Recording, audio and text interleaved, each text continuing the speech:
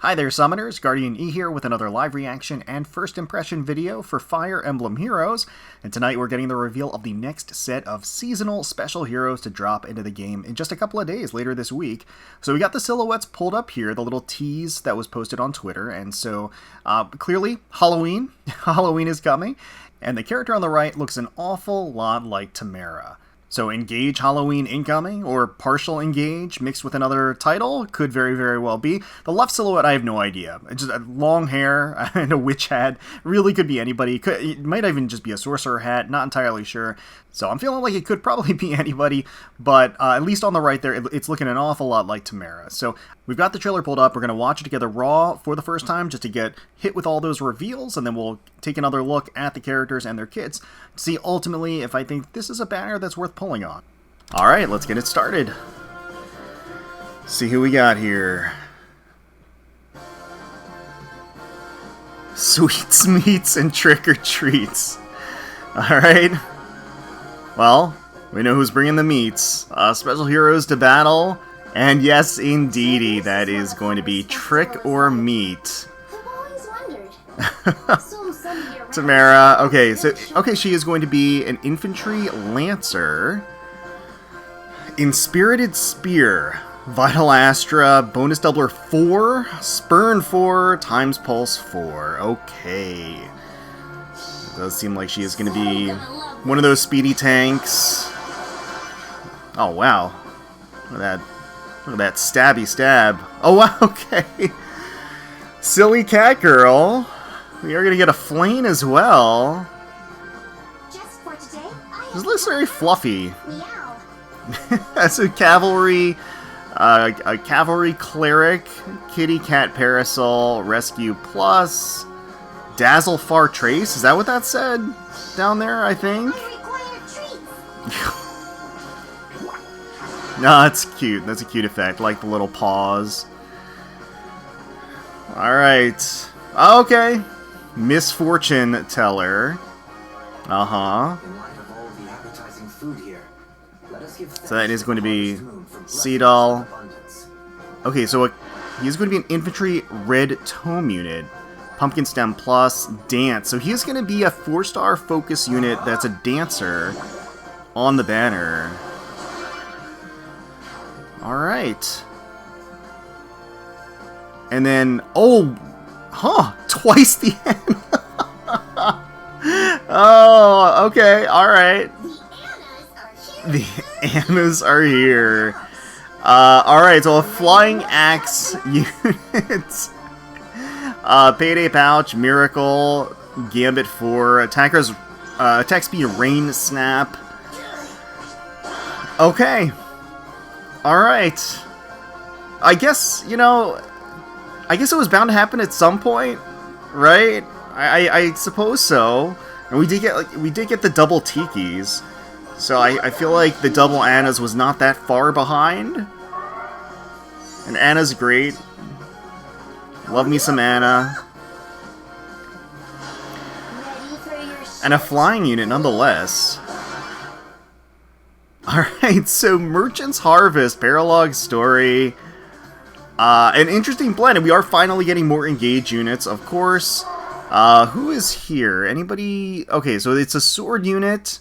I can't tell who that is. They have a jack-o'-lantern head, so I can't 100% tell who's in that jack-o'-lantern head, but we are getting a what looks to be either an infantry or an armored sword unit. And it's going to be part of the... And so Merchant's Harvest is going to be the Halloween 2023 banner for Fire Emblem Heroes. It is going to, in fact, have some Fire Emblem Engage characters in there. Seadall is going to be the 4-star focus unit of the banner, and he is going to be on red there. And then green is going to be the duo of Anna and Anna. So, and then we've got, of course, rounding things out, we've got Flayn on colorless, yet again, another Flayn that's on colorless, and of course we have Tamara, who is going to be on blue. So certainly an interesting mix. Tamara and Seadall, I'm not terribly surprised to see those two here. The other two I definitely was not expecting out of the available options. I think this is our first seasonal of Flayn, I do believe. and then the double Ana was out of left field, but a fun one nonetheless.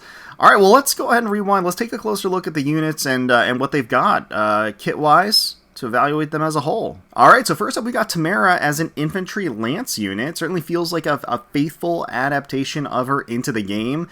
Even as a seasonal variant, you have obviously the over-the-top spear with all of the little like candies and balloons and ghosts and I guess like pumpkin motifs all around there. And then you've got certainly it's a variation of what her outfit would be with if you have like kind of like a ghost element to it. Even the little adornments in her hair has like little candy and ghosts there too. Very, very cute. It's fun, it's festive, it's high energy. She's got those bright eyes and bright smile. Really great stuff. Alright, so she has Inspirited Spear, 16 might, killer slaying effect. At start of turn, if any foe is within 3 rows or 3 columns centered on unit, grants +6 speed and defense to unit and allies within 2 spaces of unit for 1 turn. At start of enemy phase, for foes within 3 rows or 3 columns centered on unit, inflicts guard on foe, and also if foes' attacks can trigger foe's special cooldown count is less than or equal to 1, and foe's defense is less than unit's defense, inflict special cooldown count +1 on foe, cannot exceed foe's maximum special cooldown. At start of combat, if unit's HP is greater than or equal to 25%, grants +5 to all stats to unit and inflicts attack speed defense -X on foe during combat, where X is 15% of unit's defense at start of combat.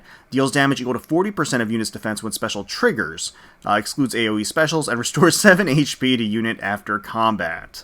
Okay, so Timerra does seem like she's going to be all in on the speed and defense, and the interesting gimmick to her weapon, and I don't think we've seen this before to date, is the neutralization of the enemy's ability to proc their special. So even if they have a special charge at the ready, not only does she inflict guard on them, but she also just gives them a +1 to their special cooldown charge as long as certain conditions are met. So as long as the foe's defense is less than her defense, so she's going to have sizable defense.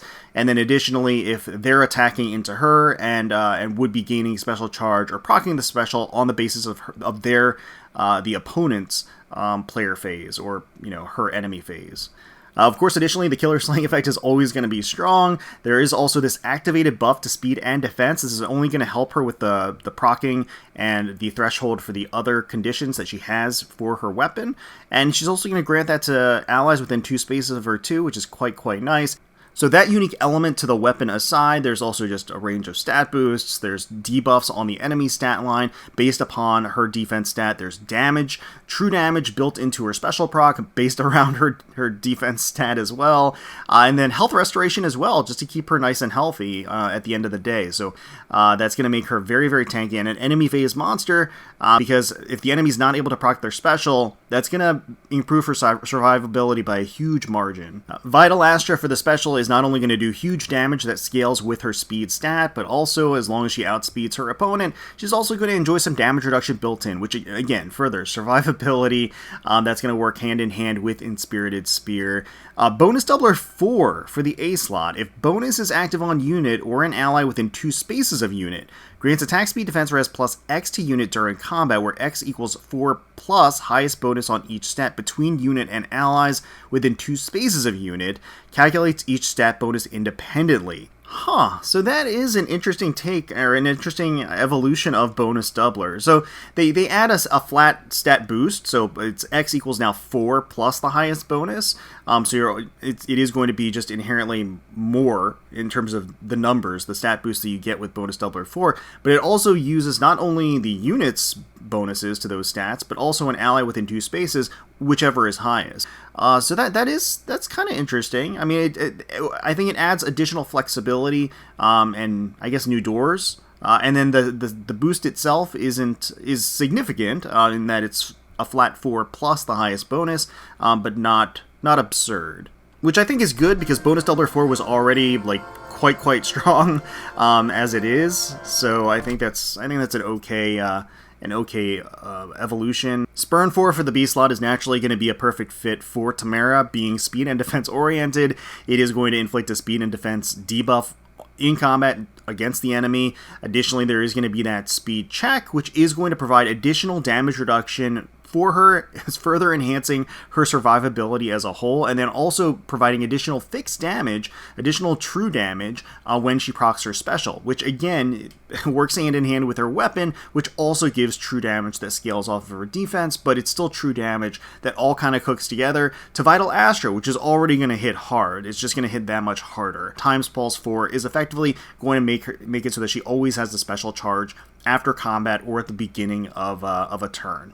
So yeah, overall, seems like a very, very powerful and very cohesive kit. It's all centered around speed, defense. It's all centered around being able to stack on damage reduction and healing and stat boosts and everything else in order to maximize her tankiness, her survivability, deal tons of damage with her special with a lot of true damage built in to tack onto the Vital Astra, which is already going to hit hard, and then being able to consistently do that is effectively after every combat, getting the Vital Astra pre-charged once again. And her being able to prevent the enemy from gaining special charge and proccing their special is really, really strong. Not just because specials hit hard, and if she can prevent them from hitting hard, that just increases her survivability, but also it prevents the specials that would be ignoring damage reduction. So any specials that would ignore damage reduction, she also doesn't really have to worry as much about. So she's gonna be scary for sure. Alright, so here is Halloween Flayn as a cavalry cleric, a very cute and cuddly design. She is a kitty cat through and through, but there's almost like this, I don't know if it's because of the pastel soft colors that are used throughout her art, but it does almost have this kind of Easter look to it. She is all bundled up. She has the cute little parasol with her. She's got the cat ears with the bells coming on, and she has the tail as well with a little bell coming off of it, but she has also little jack-o'-lantern charms in her hair too, as well as in the ribbons in the front, kind of really selling and driving home the whole Halloween theming too. But it is a very cute design. It's quite adorable. She has those paw gloves. She has the like the big fluffy shoes and like the big billowing skirt and everything. And the hair, the headpiece itself with the ears almost looks like a bonnet. Works really well. Alright, so Kitty Cat Parasol, 14 might, has a Wrathful effect, has a Killer Slaying effect. For allies within 2 spaces of unit, grant special cooldown charge +1 to ally per attack. Only highest value applied does not stack, so a blade effect to allies within 2 spaces neutralizes their foes' bonuses to attack and reduces damage from attacks by 30%. During combat, if unit initiates combat or is within 2 spaces of an ally, grants attack res +6 to unit during combat, and unit makes a guaranteed follow-up attack. Alright, so it is kind of like an expansion or a play on Flayn's original Caduceus staff, where she was able to give an area of effect damage reduction to her allies around her, and it's just, she has that in Kitty Cat Parasol as well. Not only that, she has the slaying effect, she has the Wrathful built in, and then she also gives special charge to her allies too. So it's just kind of like a hypercharged Caduceus, honestly, and then neutralizing their foes' bonuses to attack will really just improve their own tankiness in terms of her allies around her. The damage reduction is going to help them as well. And then if she decides to attack, she gets a guaranteed follow-up attack. I mean, that's just quite a nice thing to just kind of tack on there. That does mean that she's going to hit pretty hard, even outside of the support role that she obviously excels at. Rescue Plus for the assist. It's the drawback equivalent for clerics. That is always strong. Holy Pressure for the special. That is going to be an offensive special that boosts damage by 45% of foes' res. Not too shabby. And then also inflicts gravity on target and adjacent foes when it procs. Anytime you can tack on gravity effect somewhere is always going to be very, very strong. And tying that to the special there is very good. Attack res Unity for the A slot, and then Dazzle Far Trace for the B slot. So in addition to having the dazzling effect, there is a Kanto remainder and inflict speed -4 on foe as well. Okay, that is really good. That is really good. I mean, if Dazzle Far Trace was just the dazzling effect and the Kanto remainder, that would have been sufficient. But also giving a -4 speed debuff on the enemy in combat is just kind of like a cherry on top. Very, very strong effect. I can't wait for there to be a Wrathful variation of this. Wrathful Far Trace is also, I think, going to be what I'm going to be keeping my eyes peeled for. But yeah, that's definitely going to work very, very well for her, and that's gonna be a problem. So yeah, Flayn is just chock full of premium healer skills, just through and through. Her own weapon is also, again, quite strong. That whole the whole ability to just grant damage reduction to allies within 2 spaces, in itself was always a potent ability, but she just kind of amplifies that even further with Kitty Cat Parasol. I mean, she's just going to be a really valuable asset to a team composition or an Aether Raid's defense team to be able to provide that support to her allies. And then furthermore, she's going to be a threat just in general to be able to attack, have those in-combat buffs to her own offensive capabilities, the guarantee follow-up attack, and then having Contour Remainder too is all very, very nice. But yeah, she just has a whole host of different abilities that a cleric really wants to have. And next up we have Seadall as an infantry red tome unit. It does look like he's kind of dressed up as a wizard or a witch equivalent. He does have the staff with ivy growing off of it and a little jack-o'-lantern at the very top headpiece there. He's got the wide-brimmed hat with the floppy top with the stars and the crisscross pattern. You've got these little dangling lights or jewels coming off of it too. Very eclectic looking. And then he's got the cloak, the midriff-bearing outfit with those abs. Very, very nice coming together. And he's got the poofy striped pants, the long flowing hair behind him. He's holding a tarot card in his hand as part of being a soothsayer or the fortune teller here coming together. And there's just kind of like this nighttime motif, I think, to his outfit as a whole, with the dark indigos and the purples, as well as like the little peppering of lights and things like that, almost like stars. I think he looks great. As far as 4-star art especially goes, I think they did very, very well for him. So Seadall is going to have Pumpkin Stem Plus. It is going to be an inheritable red tome, 12 might.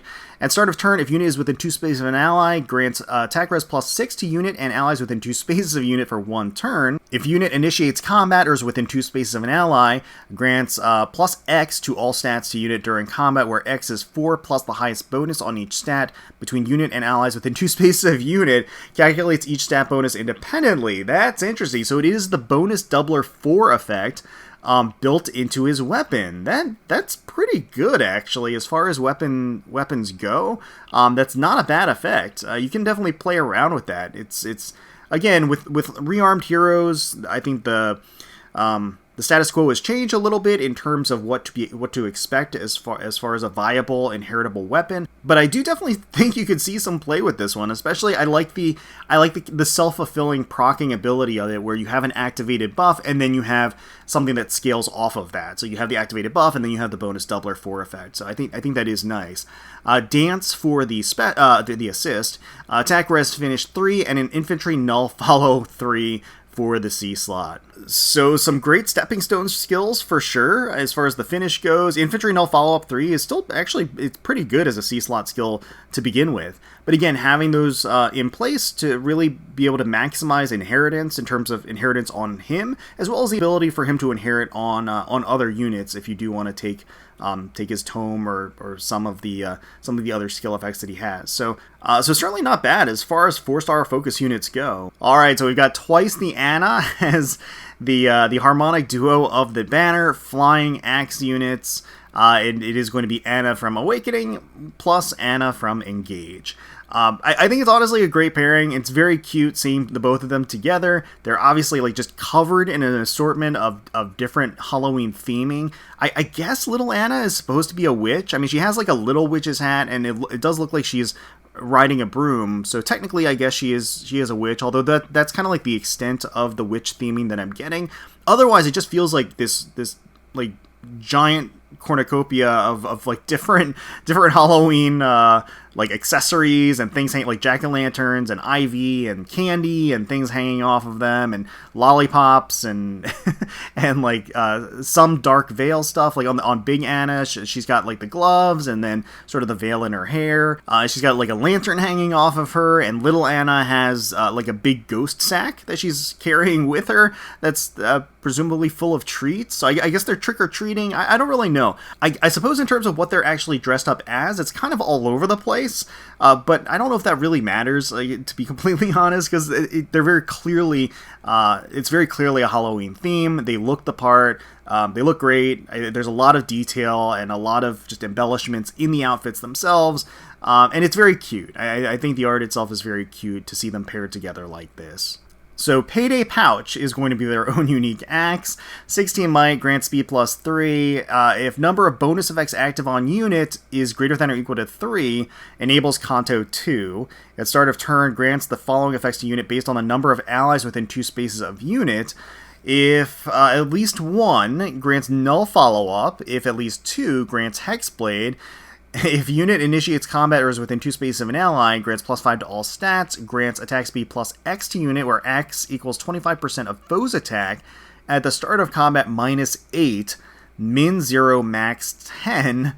Alright, during combat, and also if number of bonus effects active on unit is greater than or equal to 3, reduces the percentage of foe's non-special, reduces damage by X% skills by 50% during combat. So it's a damage reduction effect. Oh man, so it's kind of a mess of a description. It is like all over the place.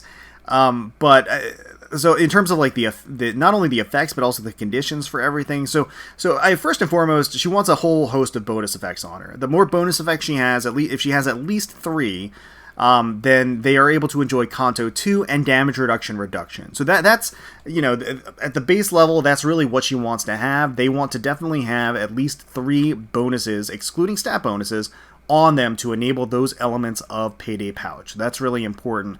The other part of it is based on the number of allies within 2 spaces at the start of a turn, and so as long as she has 2, she's going to get Hexblade and Null Follow-Up, which are both really, really strong effects. That's pretty easy to do at the start of a turn to set your team up so that she is within 2 spaces of at least 1 unit, if not 2 units. And then she has additional buffs to her offensive stat line, attack, and speed that scales with the opponent's attack, but it's a maximum of 10.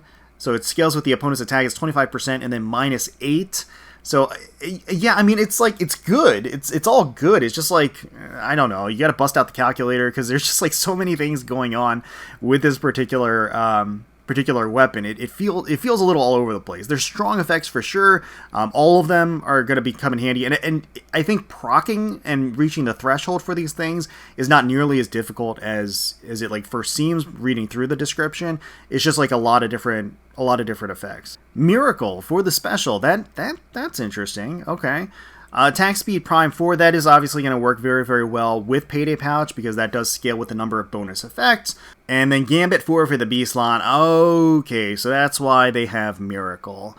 Has speed and defense debuff in combat to the enemy, but additionally, there are effects that will scale off of their max special cooldown. So in this case, it would be 5, which means they're going to enjoy the maximum benefits of Gambit 4, which is going to be effectively additional fixed damage or true damage. So not only are they going to enjoy additional true damage with every swing of their axe with Gambit 4 that scales off of that 5 cooldown, but they're also going to enjoy damage reduction that scales off of that as well. So that does make sense. That does match very, very well with Gambit 4 here.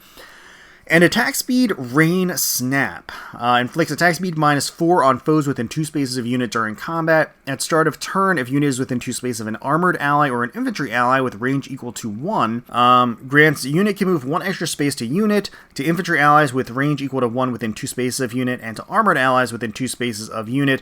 Okay, alright, so that is going to be the attack speed rain ability, and then attacking onto that, depending on your team composition and the positioning of her allies, if they are melee, armored, or infantry allies, she is going to grant not only themselves, but also to her allies an additional movement space, which is quite nice for those particular team compositions. So I feel like the kit as a whole I do feel is a little disjointed, just because there's like a lot of competing interests going on, but I feel like at the end of the day, it does kind of come together quite nicely. I mean, a lot of her abilities that scale off of bonus effects, she gets those bonus effects as part of her weapon, so it is kind of like a self-proccing ability with the weapon itself. You get the null follow-up, you get the hex blade, you get the additional movement space with the attack speed, rain, snap, and then all that kind of comes together in order to enhance the Prime Force skill, as well as make sure that she gets the Kanto, as well as the damage reduction part of the weapon. So it does come together in a manner of speaking, and they are going to hit very, very hard every single time. Even though if they don't have an offensive special, the Gambit 4 is going to ensure that they get plenty of true damage as well as damage reduction with effectively every hit, either that they take or that they dish out.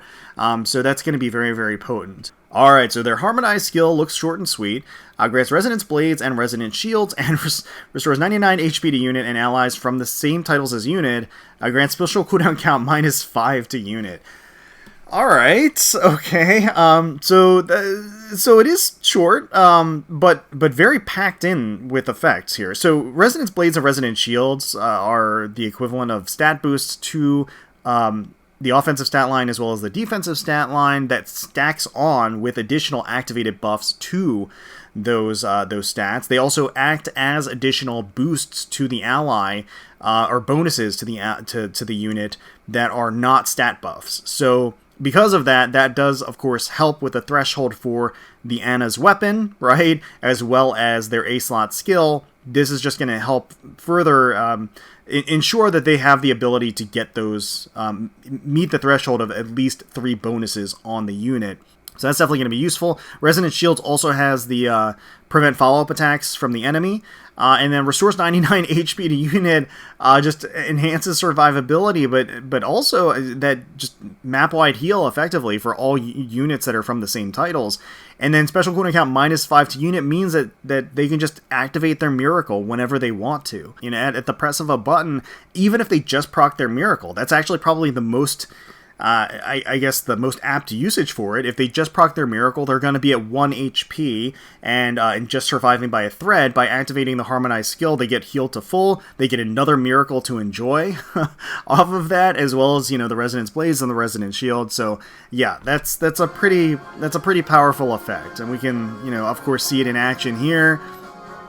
So it looks like, you know, she does have the Hex Blade and everything effect on her, so she already has 2 bonuses active, and then there they go, the healing, the miracle at the ready, and then swoops in, and then bam, that heavy hit. So yeah, alright, so Merchant's Harvest, the Halloween banner for this year in Fire Emblem Heroes, starting on the 5th of October and going for an entire month.